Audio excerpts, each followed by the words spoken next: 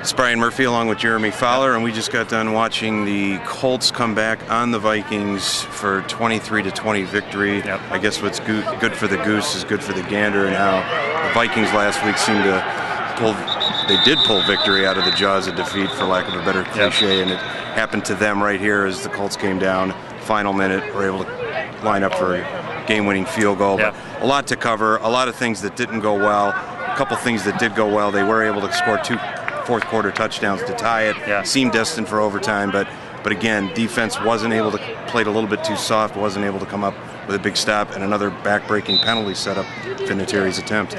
Yeah, it's one of those seasons. I mean, covering this team is exhausting just through 2 games, because every game is going down to the wire, close to overtime. And the Vikings, you hardly ever see a team regain that kind of momentum for 10-plus minutes, score 2 touchdowns, stop the Colts on the other end. The Vikings are poised to win this game, and then have it just completely deflate in 30 seconds. Andrew Luck moves downfield.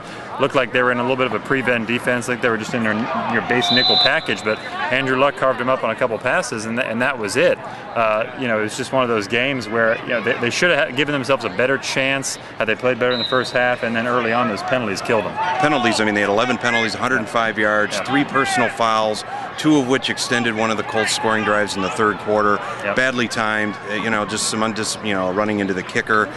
The other thing too is, this is a theme that we've been talking about the last couple of years. Their inability to make plays in the secondary when they have to. There were plays out there to be made. I mean, granted, Luck, came as advertised. I mean, he was able to find some holes, float some passes, and find some soft spots in the Vikings defense. But it was invariably soft at some very inopportune times. Yeah. And again, not getting off the field when you need to on third downs.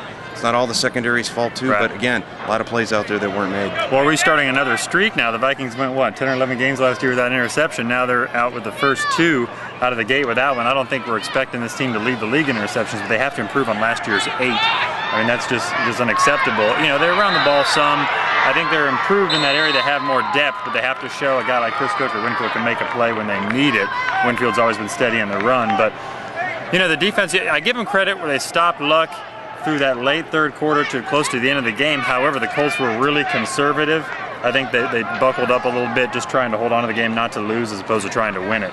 And then, speaking of conservative, early on it seemed like the Vikings were really conservative. Sure. They got the ball to Percy Harvin a lot. He is their playmaker, 105 yards. Yeah. He's cramping up at the end. I mean, basically carrying the load of this team.